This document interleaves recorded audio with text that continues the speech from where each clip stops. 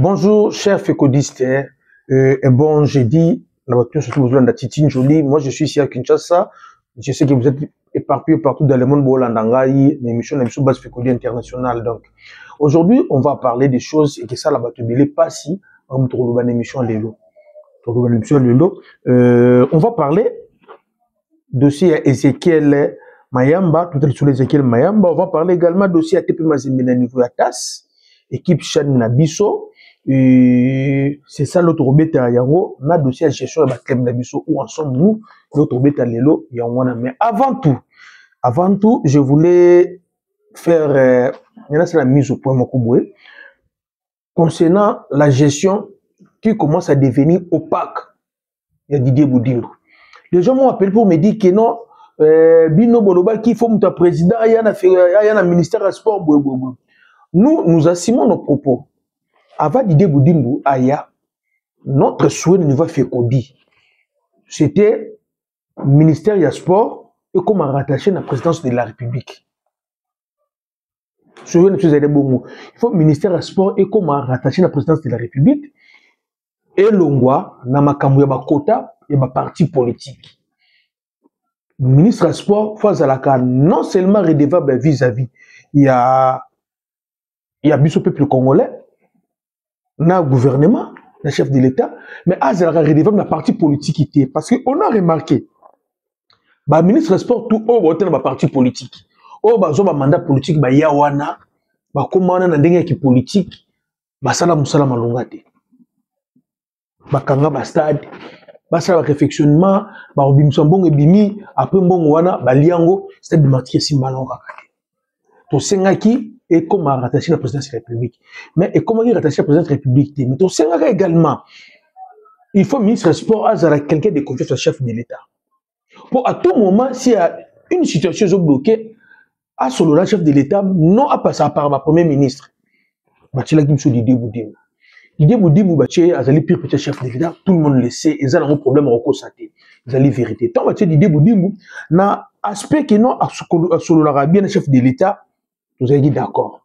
Mais vous avez d'accord, déjà dès le début, Didier Boudingo, concernant Makambouya Mbongo, parce que Didier Boudingo, c'est un maître plein. Vous avez d'accord, parce que tu as vu que l'autre tout comme on a un billet à banque, surtout dollar, pas Didier Boudingo, vous avez confiance dans l'IT, ça t'a fait qu'on dit. Didier Boudingo a yewan. Lorsqu'il y a bandit, tu veux ça Didier Boudingo clair. Excellence. Donc si tu veux être populaire, que les candidats jiba yembakayo, ça la malam. Et tu verras que ça populaire même que les ministres, même premier ministre. Boudingo est venu. On a remarqué et l'autre de Boudingo remarqué pas Boudingo qui n'ont pas confié la fédération to peki sakayango à yoka biso. Tout la vérité. On a remarqué makambo bambonga mikem qui doit 50 60 70 000 $. Assez maravement ngota kota babilo kwante. Oh, ils avaient rêve oh, ministre précédent ba ndeko kota ba confier ba fédération na babilo belé na ba secrétaire général soit ba moto mbongo miki. Ye ba moto mbongo na simba ngote. Mais nous, malgré nos salaires, tous là toujours na garde parce que vous savez que Boudingo était qui mettre plein. On frappé kaka. To yeba kango ko frappé biso kaka. Alors, Boudingo a bandi Makambouya a réflexionné le stade des martyrs. Monter en bon à Tchakiwana, Singa Kawana, tout cela est mission de dénoncer. Non, excellence, Bimina Nzela. Monter en bon aux amouqués. Tu rappelles la cahier. Depuis le stade des martyrs, Banda réflexionnant, c'est déjà 22 millions de dollars et demi à la caisse à l'État. Banda Mouzé le père, Joseph Kabila, Tilelo. Non, pas que Félix Ndoudo et Bimina. Chinois bazalaka basika matata pour bazo 12 millions de dollars. Bonge bima na bank me ba chinois na bazo montant bongo na te me ba chinois pe ba limwa. Ba kenda na bango. Na Denis Kamba ya yaki ministre toi le kakana quand même cop. Boudingo pa yaki to telemela ki bonge bimiti. Toujours kende. Tu es comment on a kende tout le moment moko bodide Boudingo. Comment les idées expansionnistes. Oh, expansionnisme, oh, comme une ango financière. Ils ont dirait une idée diabolique de Kagame pour la SRDC. Et Boudingo, les idées expansionnisme financière, oh, comme une ango, concernant bon, on est Congolais. Boudimbo a commis danger pour le monde de Congolais. Bana Fekodi. Tobo Basusute. Didier Boudimbo n'a biso Fekodi, Boudimbo Chakati c'est ligne rouge. En ça, la bande moko comme na elle, on a na Kaboul, on a Serge Konde. On n'a rien à protéger Didier Boudimbo. Didier Boudimbo pour nous, a comme na elle, on a Kaboul, on a Kaboul, on a Serge Konde. Parce que Bilo a comme conseil mon bongo. Et je vous l'ai dit, Didier Boudimbo, à Rosala, ministre hors Bimambongo et ministère du sport. Alors nous, au niveau Fekodi, on s'est décidé à partir à l'élo, tout s'est ligué, toi arrêter hémorragie. Moi, dans toi Fekodi. Didier Boudimbo, Mbongo va me Marseille, sur Barcelone, côté qu'on a, ils ont manqué ça l'État. Nous tous, nous savons que non, on n'a pas besoin de ça. Meilleure façon de vendre l'image de RDC, ils allaient, Bochambongo, dans la fédération, l'encadrement de la jeunesse. Ce qui est de l'homme à Zimbevi, il m'a dit pour bassin à balle, il m'a dit monde du club. Et qui m'a dit côté qu'on a besoin de bon visite, ceux qui visitent RDC, ceux qui RDC. Pour dépenser mon qui est, mais visibilité est à ma casse. Équipe nationale sur le RDC, nous devons être à Cannes Bongo, bon sur la fédération, bon petit bon anime, bah comme visite RDC et RDC, na léopard, ne bête à Makawana. Bon sur la fédération, nous sommes financés bango. Na ba compétition tout au bête à financer bango, visibilité est ça. Bon tiens bon, on va continuer à bien coupe du monde du club, to lati yango. Explorer RDC, visiter les salles.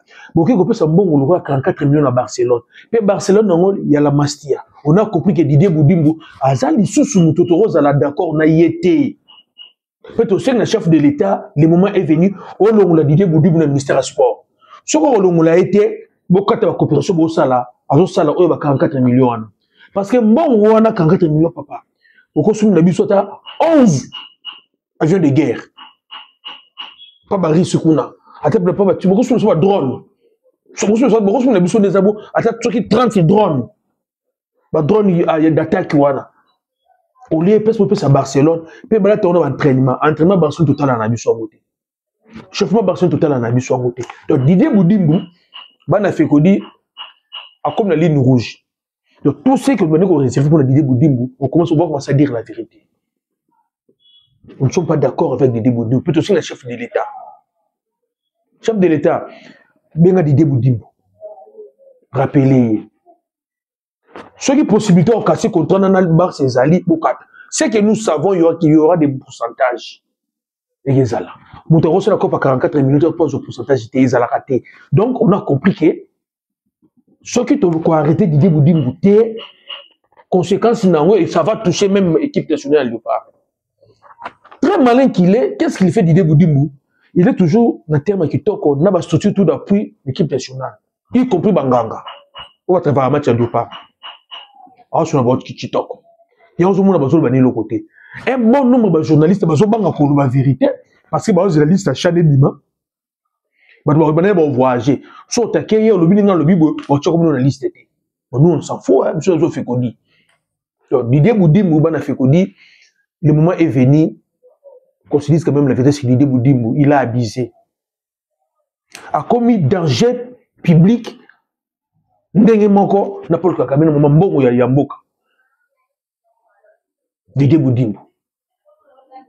J'ai même appris, il faut pas qu'il y ait il faut pas oui ça, que sur na Stuttgart, papa, on n'a pas besoin de ça.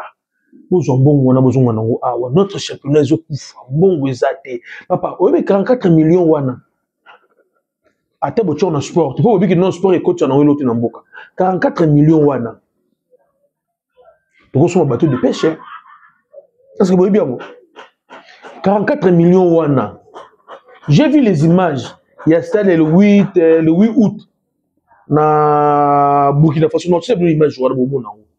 Vous allez voir ce que les Burkinabés ont fait dans le stade de Bangwana. Ils ont dépassé combien?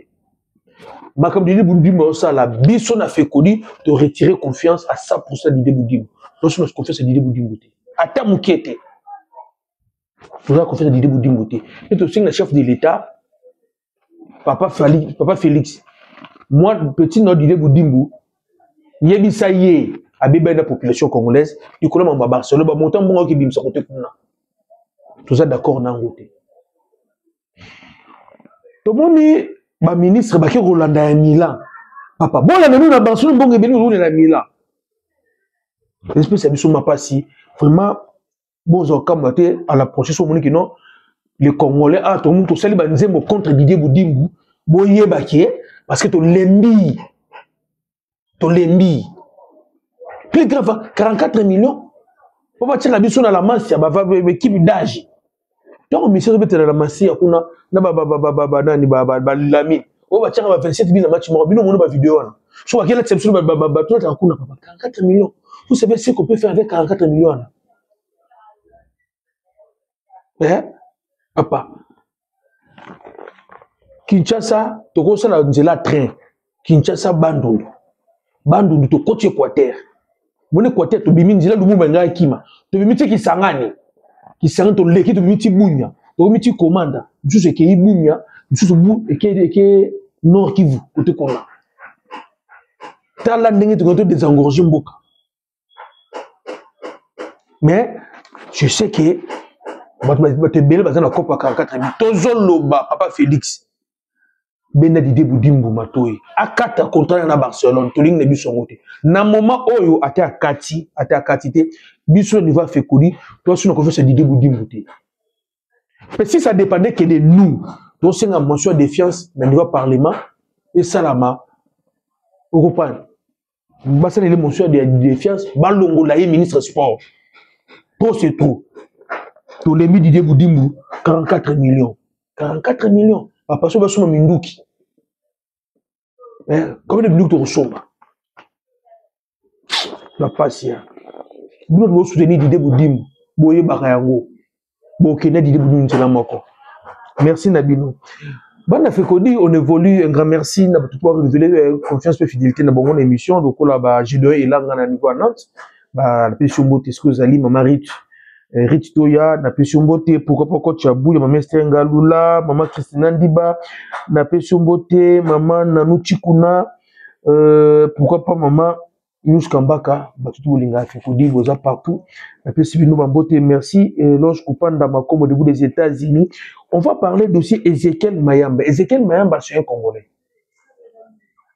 C'est un Congolais né d'un papa congolais et sa maman c'est Azali hispano-togolaise. Elle s'appelle Eugénie. Moi nanabiso. Moi nanabiso, ma papa, na moi na ba maman, ba Togo. Mais abotama na Saragosse, donc en Espagne. Abotama en Espagne, moi na beti bali. Au moment où je vous parle, Azana Sunderland, club moko na les cadets nationaux, nous à Sadiki. Voilà tout l'amour que j'ai vu les images. Un manager togolais est allé contacter l'enfant pour habiter dans Togo. Bon, on a bien. Il y a un manager togolais qui a contacté moi pour habiter dans Togo. Et l'enfant a lui articulé dans le temps. C'est ça maintenant le problème. Comment Togo a joué à Zana Sunderland jusqu'à la fédération? Bon répertoire même pas y. Alors nous fait qu'on dit tout au Zuko pour non. On va faire des tout ça qui est Mbouyam. Des tout ça qui est pétrole, nous sommes en Espagne du Soussou. Au Rwanda, il y a un joyeux. Tout dénoncer qui est en gros, tout le bilan, on a Rwanda, on a Baluba. Écoutez, comme il y a des longues mission qui n'ont pas de bango, papa, Sili, qui a tout bimsa, photo n'est pas Rwanda. Et tu as aussi dénoncé, à Yodo Bagino, on met en Rwanda, abonnement à Rwanda. Maintenant, c'est Ezekiel Mayamba, les Togo. Les Togolais veulent prendre Ezekiel Mayamba. Ezekiel Mayamba, il est né le 8 mai 2025, il a 20 ans. Il habite à Sunderland, club Moko. Il y a Noah Sadiki. Alta Douceur, numéro 12, 1m80. C'est depuis 2021 comme professionnel. Ça fait 4 ans qu'il est professionnel. Son hôtel dormant professionnel, 16 ans et demi, 17 ans. Merci côté Kuna, c'est un avant-centre, pied fort, les pieds gauche, avec une équipe U17 Espagne, l'équipe Espoir Espagne pas bêta. Il est éligible pour la RDC, pour la Togo, pour l'Espagne également. Mais son papa, c'est pas un beto. Na Togo, il a besoin de sur moi. Nous demandons maintenant à manager de travail dans le coach de ça. Le moment est venu, comme nous, à Sadi qui est là, il faut commencer à contacter mon amour. Coach de ça, avec la conférence de presse, l'avantage, c'est qu'on a RDC, la presse, de Hidakaye. Coach, ce qui peut-être qui Ezekiel Mayamba, moi, biso ce qu'on a fait connu, to bimisio lioye. Et les Togolais, ben moi je le biso mona ou tout sengi na batu bazara puis mais na coach les moments. Beaucoup possible sur raison mon côté à la première ligue. Donc beaucoup sur la première moi na solo la na eboyo kai. Pour ne pas te perdre, moi na oyo merci bana fekodi, on va évoluer Masolo eza na niveau ya TAS oyo, vous savez très bien championnat, il a terminé la 6e journée. Mais Mazembe akendaki na niveau ya Linafoot, Linafoot abengaki anaba moyen ba défense Mazembe a quitté, Mazembe akena révocation na niveau ya FECOFA et directement akendaki na TAS. Mais rapidité dossier traitement de lequel ngai na FECODI. À côté qui dossier le 9 et le 16, 6 à 7 jours après bakati dossier. Donc quand nous sait que les autres ont pensé par rapport à l'Okwana bon tozonga. Commencer vers la reprise du championnat national de la République démocratique du Congo édition sportive 2024-2025. Alors que tout s'est arrêté le 26 juin dernier sur décision de la Fédération congolaise de football association, le tribunal arbitral du sport qui a accédé à la demande du tout-puissant Mazembe ordonne à la FECOFA de reprendre immédiatement le championnat national de la RDC de manière à ce que les rencontres puissent être disputé intégralement jusqu'au 31 juillet 2025, date de la fin du championnat. Dans sa décision, le TAS signifie que le tout-puissant Mazembe avait écrit le 9 juillet dernier pour s'opposer à cette décision du comité de normalisation de la FECOFA que dirigeait Dieudonné Sambi, qui avait rejeté la requête du club de Lubumbashi qui voulait la poursuite du championnat.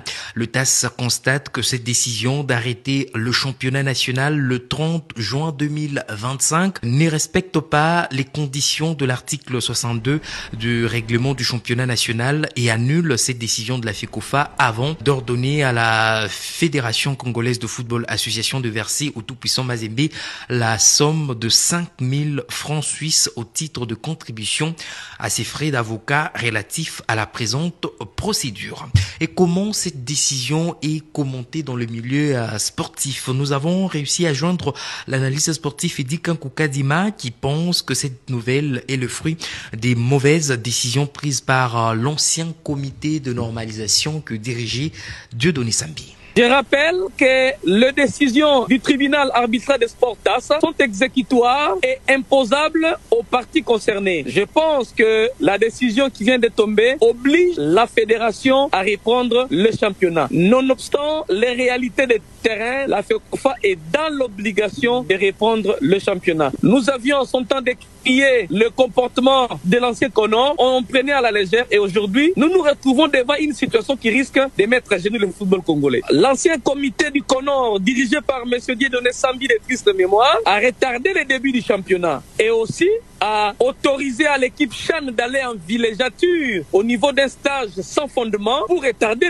encore le championnat. Et ce sont toutes ces décisions mauvaises qui aujourd'hui ramènent la Linafoot dans une situation très compliquée de ne pas terminer son championnat. C'est la même fédération qui s'oppose à la décision de la Linafoot de terminer le championnat pour laisser la place à la Coupe du Congo. Alors que nous avions dit que c'était possible que la Coupe du Congo puisse se jouer et les championnats aussi puissent se jouer. Malheureusement, toutes ces décisions ont été prises sans consulter la Linafoot qui organise le championnat au nom de la FECOFA. Voilà, c'était là l'analyste sportif Eddy Kankou Kadima. La FECOFA a maintenant 14 jours pour organiser le reste des rencontres du championnat, ce qui sera difficile pour l'organe fêtier de football en République démocratique du Congo et pour les clubs également. La plupart ont libéré des joueurs, certains partis en vacances et d'autres ont été transférés. Eddy Kankou pense que cette situation expose la Fédération congolaise de football association aux sanctions si cette décision du TAS n'est pas exécutée. Nous n'avons que 15 jours selon les délais du tribunal arbitral pour terminer les autres matchs. Et dans la faisabilité, c'est difficile, d'autant plus que toutes les équipes ont libéré leurs joueurs pour les vacances et la saison prochaine risque d'avoir encore un coup pour son démarrage avec cette décision et la fédération est exposée aux sanctions si jamais cette décision du tribunal arbitral n'est pas exécutée. Eddy Kankou Kadima. Bon, je crois que par sa décision du 16 juillet 2025, le tribunal arbitral des sports de Lausanne en Suisse a répondu à la plainte de TP Mazembe déposé en date du 9 du même mois pour arrêt intempestif du championnat au niveau de la République du Congo. Sur le plan des droits, bien sûr, Mazembe a la qualité de pouvoir saisir Lausanne en Suisse, mais la question reste maintenant de savoir si la FECOFA, partie prenante dans ces procès, pourra exécuter ces décisions, surtout en tenant compte du passé récent, avec les dossiers Matutala qui jusqu'ici encore des sources dignes de foi. La décision n'a jamais été appliquée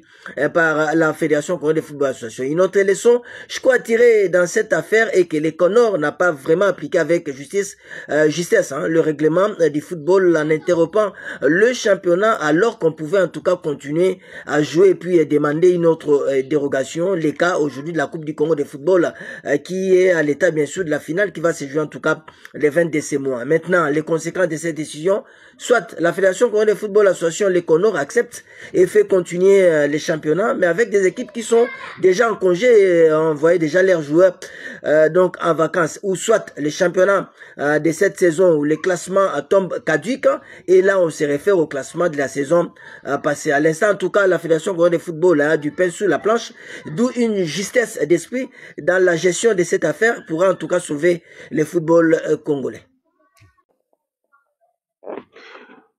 Vous avez vu ce qui est dit comme lobby, la public a lobby concernant le dossier TAS TP Mazembe. TAS a tranché parce que ma funda qui a bakati ce championnat Kagaboué, pourtant que le championnat pouvait continuer.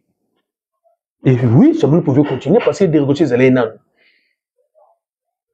Donc, bakati championnat la 6e journée, Mazembe CPLT, Akepata Sekuna a évoqué ma raison nae, batali ba RGS, batali ba article, batali ba loi mboka, ya biso concernant mabale ba pesi Mazembe raison et ba ordonné la FECOFA a continué championnat le 31 juillet. Ba ordonné la FECOFA. Le président Chimang a réagi. Mais moi souci dans le Zali, nous devons commencer à respecter les textes autour comme Abisso Moko. Toujours ça là texte, toujours reconnaître en côté, toujours comment respecter en côté. Mais Mazembe, avant d'aller là-bas, si ma mémoire est bonne, il y a 5 éditions au championnat Katane. Dans 5 éditions, Mazembe a bénéficié en 3 fois, une fois, et puis saison blanche. Saison blanche. Aujourd'hui, Mazembe a Kena TAS. C'est pas mauvais endroit naïe. Mais Mazembe, le même Mazembe refusait la décision de la TAS. 2001, 2000, 2020, 2021. Avec les dossiers Zoma Toutala, un ancien des joueurs, il y a KFA, papa qui a Don Bosco, papa Tengal, à l'époque, il a joué, il a senga, fait club et senga renseignement joueur. Va tracer parcours à joueur. Renseignement sur les joueurs hommes à tout à niveau CAF, il y a FECOFA. Après vérification, FECOFA avait autorisé avec les hommes à tout à l'heure. Après, Mazembe a crié dans une affiliation au niveau, il y a l'INAFOOT. L'INAFOOT a vite à 3 points. Vite à qui n'a FECOFA a balouké les vite. Vite à qui n'a TAS. Non.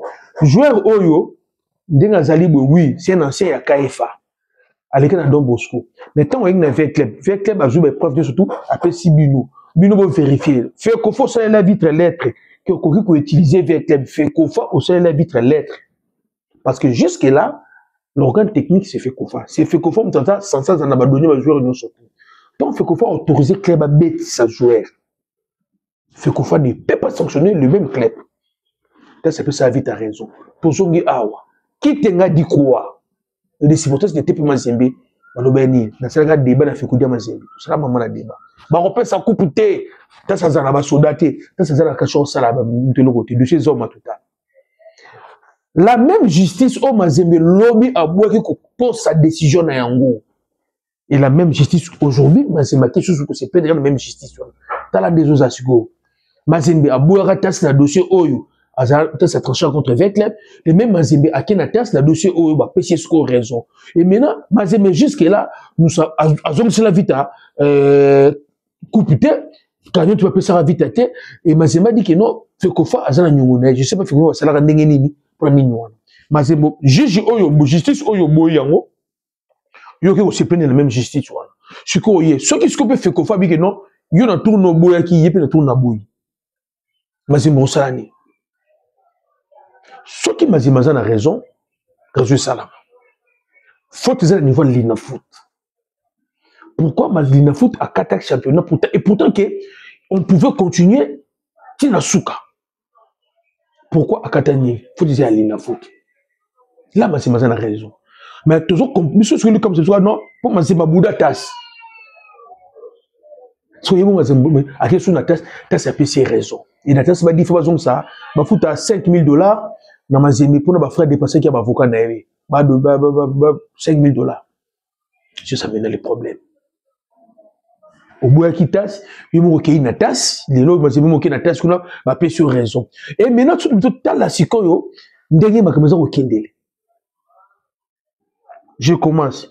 Lui-même TP Mazembe a sali communiqué avec entraînement le 2 septembre. Donc Mazembe a joué à Tina na Chan, Bazou se passe en vacances. De même Mazembe équipe exacte. Ce qui va programmer match à Mazembe Lomi vendredi. Mazembe a appelé Bazou au Betate. Avec un joueur Betate parce que Bazou va accueillir. Il y a d'autres équipes, c'est ma équipe va jouer. Ce championnat bizonga. Bazonga ba betela ba jouer parce que si votre équipe va jouer, ba joueur na ba licence na ba club mususu. Vous allez jouer na ba joueur nini. Tala ce niveau to komi. Tala niveau to komi, na ba joueur ni. Je pas l'exemple de DCMP. DCMP au moment où je vous parle, même les meilleurs joueurs de DCMP, Diakana Mazouk à Québec club. Ba joueur to ba na Imano ba 6 saison. Ba tekami. Diakana ici, année passée, tout le monde qui a signé Naïmana 5 ans. Naïmana. Il n'a pas le cas a signé 5 ans. Les mêmes Diakana, tout le monde sous l'eau avec club, a signé sous 5 ans avec club. Mais non, moi j'ai fait des calculs dans la logique. Il a signé 5 ans à DCMP, à Betty Senso, doit traîner à 4 ans. Naïmana. Mais tout le monde a signé avec club 5 ans. Au sous-entend, il y a 4 ans. Naïmana, une année, il y a club Néo, parce que club sous dans le contrat qu'on a. Et maintenant, il m'a a été qui jouait RT. Mais comment tu battais qui est 5 ans? Donc on a compris qu'il n'a jamais signé 5 ans à Imana, président Kasembele, Lobeka na Lobeka. Championnat qui banda, ba joueur baza wapi. Ba joueur si ba vandi. Nous baza na l'inafoot, baza na Chan. Équipe Chan, préparation et bandi. Rassemblement bandi na Kinshasa, parce que entraînement liboso le na Kinshasa. Ce ne doit être championnat. Donc il faut que on joueur tout à Chan, on a joué sur le club na bango. Tu es les premiers. Or, le Léopard, dans le match, les 3. Allez-y comprendre. Nous sommes. Moi, je ne parle pas de jurisprudence. Donc, comme une équation, même Einstein, on va résoudre en côté. On va résoudre second, et l'équation second degré. On va comme une équation, comme un nouveau paradigme, il y a mathématiques. L'équation, c'est qu'il y a des bisous. Championnat Zonga, il y a des joueurs bazar. Éparpillé, Yémo Mazembe a sali communiqué au bandati le 2 septembre. Yémo Mazembe au championnat banda. En gagné pour Azanaba Jom Robetate. Ça c'est un. Mais qui peut me sous si ma teki va jouer, attends, il va bien un joueur en bas au bêta. Ça ne sera pas les joueurs affiliés pour la saison passée. Oh, bah, je me c'est quand même Robeta, la licence, il y a un document, on ne sait pas pourquoi bêta. Bah, match, il y a année passée, pendant qu'il y a année passée, il va dire, sous. Donc, pour éviter, qu'est-ce qu'il faut faire maintenant? Les gens ont évoqué le problème, il y a une saison blanche. Et que la saison blanche, c'était pendant que ma club était le même nombre de matchs. 6 matchs. Le problème, c'est que non, championnat, il fallait continuer. Tant ils allaient continuer le championnat, il fallait continuer. Mais c'est des problèmes. Mais ma club, tout avait le même nombre de matchs. Ni la saison, sauf que ma club, n'y soit le même nombre de matchs. Mais ah, va le même nombre de matchs. Pourquoi annuler saison? Pourquoi annuler saison? Ça va se passer comment? Au moment où je vous parle, il y a 14 jours. Pour mettre 6 journées. Dans 14 jours, lui-même, Mazembe tel qu'il est là. Son entraîneur est où? Son effectif est où?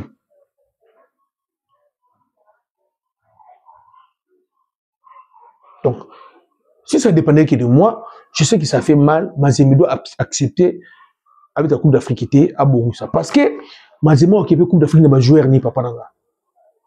Quand tout le monde est là, moi je préfère Mazembe mettre la Coupe d'Afrique que Mazembe qui est une Coupe d'Afrique à la humilier. Parce que Mazembe n'a statut comme en Afrique, Toro ni mataki aki na kula ba 5 ba 4-0 liba Toro linga ngote. Toi le mona préliminaire, toi le mona na match liboso Toro linga ngote 32e, toi le 18 Toro linga masima le ngwa bongo. Oui, bien qu'il va pas si une raison, mais il faut vraiment réfléchir parce que équation oyo si réellement l'inafoot n'a fait koufa maintenant on travaille en harmonie tout comme une photo communauté et la CAF telle qu'il est là et FIFA bah ça peut bloquer de prendre des sanctions contre RDC parce que bangon bazo gérer biso et la FIFA ne peut jamais se auto-sanctionner lui-même parce que comme le football congolais les lots ils allaient FIFA na CAF qu'on se dise la vérité, nous allons sous gestion na bango na Conor, combien de normalisation il y a bango. Donc ceux qui ont simbaté, c'est parce que FIFA na CAF ne va pas gérer biso mabé. Alors FIFA na CAF qu'on s'est sanctionné te bango moko pendant que bon droit ça la biso mabé. Je perds avec les relations à président TP Mazembe, RDC. On aura des problèmes de FIFA. Et si peut-être parce que si on veut nous sanctionner, tout le monde qui est dans la révocation, tout le monde doit gérer bisou FIFA. On va sanctionner bisou. Moi je pense, Mazemaza a raison, mais côté comme l'info de Zonga, là c'est impossible. Déjà les joueurs dans une équipe nationale Chan, auto préparé Chan. Et les joueurs là, bon, ils ont sauté. Les gens là, dans un moment où tu as bouté papa, budget zati. D'où on va risquer tout ça la saison moko boye on vite faire ma première année sportive ici là qui Mazemeka ka boka forcer va programmer une journée moko vite boko beta Mazemeka beta na imana lia Guinée moko pour lui 1-0 al Mazemeka bima premier. J'ai réfléchi à chaque fois saison katanaka ceux qui vite to imana te vite na Mazemeka sur la Coupe d'Afrique d'acha makilele été. Et cette fois-ci saison katani Mazembe na vita la Coupe d'Afrique était les bimi. Et dans tout ça, on avait bien cessé là. Ligue DP na moment qu'on a Guy Mafuta ya Dibouma, na mona qui na analyse la tête pour mon vite na Mila, ba qui mission qu'on vérifier 14 millions au signé na million na Mila. Je pense que le qui passe à 44 millions, on va qui passe à 14 millions. Na mona qui kuna yépa le bien saisir FIFA TAS concernant Ligue D parce que Ligue DP Katana rendement Ligue mais Katani. Même compétition comme Ligue 1, Ligue 2, même fédération, même dirigeant, papa, oh, bah, foundi, bah, Ligue 2, bah, qui m'a foutu au fond. Donc, il faut le président, Dibouma, il m'a dit, Dibouma, on a raison. La bête est sur le non match bandit, match officiel, il y a 3 points. Pendant qu'il va jouer, il va communiquer, il faut faire les réseaux sociaux, qui est Zabongo, Ligue 2, saison sportive et Katani. Match comme un match amical. Bah jouer na terrain bon manzo ton train zo bon manzo to ni match si la boué parce qu'on est champion de Katana qui va jouer va regretter ça va bêtise oyo nous sommes la fédération na biso on comprend ça va maman na bêtise oyo za kosalama na fédération na biso sikoyo toloba nini na makambo nyonso to biso to sengi na mama Belinda a convoqué l'INAFOOT, a convoqué le dirigeant de club. Il va trouver une solution amiable. Ce qui est vrai, Mazembe Alingi n'est pas que la Coupe d'Afrique. Mazembe Alingi n'est pas que la Coupe d'Afrique. Mazembe a ciblé l'équipe Moroté, mais pour ça qu'il y a une Coupe d'Afrique. Mais, dans le moment où l'équation est comme une Coupe d'Afrique, donc, il y a évité papa dans la même Satana à cause résoudre l'équation haute. Même si Picasso a repeindre ma tableau, il y a un sous-souté. Parce que, comme il donc, il n'y a pas de ils ont dit qu'il fallait pour pas jouer un quartier là. On joue à la poste. Il faut maintenant la sagesse, c'est ça là. Mazembe, au bénéficiaire trop. On va saison au Katana, au bénéficiaire il y a beaucoup de clubs qui là. Cette fois-ci, il faut retrouver terrain d'attente. Il faut Maman Belinda. Voir ça, va dirigeant de club. Au bénéfice l'INAFOOT. On va d'abord solo là. C'est ça. Le vrai problème du sport congolais, et du football en particulier, ils ont un litige Ils ont résolu n'endenga ko batama. Et bien ça nous fait beaucoup de mal pour nous résoudre des problèmes haut. Et dans tout ça, on est en train de perdre du temps inutile parce que et loko oyo ça va embrouiller na fédération, na l'inafoot, na ba club. Pendant que nous avons focus Chan, préparation bandi. Même les joueurs au dans Chan, les entraîneurs vont le tongo. Toujours sur la bango. Même les joueurs de TP Mazembe au ben na nibabi pa ko yana bango beta sur l'inafoot cité, pas pour tande bazo pour tande. Même les joueurs eux-mêmes au bazar Chan, ils disent que non, biso c'est une équipe nationale. Ba pour tande na bango kuna. Toko yate. Ça sera la première fois que joueur ba boy remettre dans le championnat. L'équipe nationale. Et les joueurs ont traité des impolis dans le club. Alors l'équipe nationale, tout le monde dit la bango. Mazembe a reçu sur la position inconfortable. Inconfortable. Il y a beaucoup de Mazembe, boya qu'on dit ma décision à tasse. Oh, tasse, ça va soudate, boya au kangabango. Oh, tasse, ça na l'ubumbashi, boya la coupe. Mais ce qu'on le Mazembe qui na tasse. Tasse, ça peut sur raison. Maintenant, il faut exécuter. Qui va exécuter ça? L'inafoot. Sur l'inafoot, non, c'est la FECOFA qui va exécuter ça. Il faut ordonner l'inafoot. Le Rozobosana, maman na yewana, FIFA na kafumbache. On comprend Mazembe. FIFA na kafumbache maman wana. Donc, on ne peut pas sanctionner le football congolais parce que ça FIFA na kafumbache maman wana.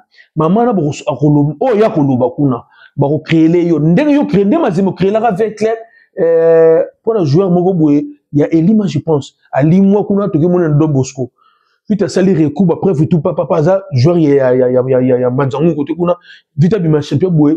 À l'époque président il ne faut pas Mazembe. Bobi na vite kino sanction vite ezali faire preuve de bonne foi. Vita a perdu le championnat, Mazembe gagne le championnat. Oui bien. Alors cette fois-ci fait comme milieu. Moi j'ai demandé à dirigeant Mazembe. On a une coupe d'Afrique. Pour que Sambousa combatte pe Mazembe. Pour nangai ou solo na FECOFA, ou bande beaucoup sala. Bouti ko ba ke.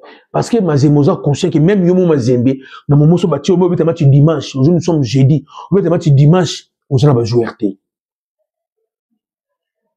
Parce que le cause au bazan équipe nationale, nous sommes le Bumbashi, ba raison appelle le Bumbashi. Et maintenant, tu commences à mettre même en danger la carrière na ba joueur na yo qui sont des internationaux congolais. Ou tu ba carrière en danger. Tout ça c'est la faute à Constant Marie. Parce qu'à l'époque de Constant Marie, Mazembe est intouchable. Mazembe faisait la loi. Na FECOFA na lina faute. Et aujourd'hui, les clubs ont besoin de Mazembe comme modèle. Va travailler dur, le club va tangani, le club va simba de Colosie, le club va comme concurrencer Mazembe. Et Mazembe yo comme kokita. Vraiment à côté kuna, je peux sabiso pasi makasi. Nos joueurs na ba club na bango, ça évolue comment? J'ai vu les montants on est en train de proposer pour Charles Piquel, on le montant mais il est évalué presque dans le même montant. Au cas de la Maëlle, 1 million, 500 000, 200 000 $. Ça nous, en fait, gars, c'est un passé. Mais, s'il faut Akende, moi je préfère Akende. Akende en Espagne, kuna, l'agressivité dans la Nango. Peut-être que Piqué la Akende en Espagne. Encore ça, technique. Normalement, tactique, encore ça. Encore, bien qu'il encore grand. Parce que, physique à un point, terre à un point, contact à un point, pression à un pressing à salaka. Mais là, ils ont appliqué ballon de makolo, c'est ça.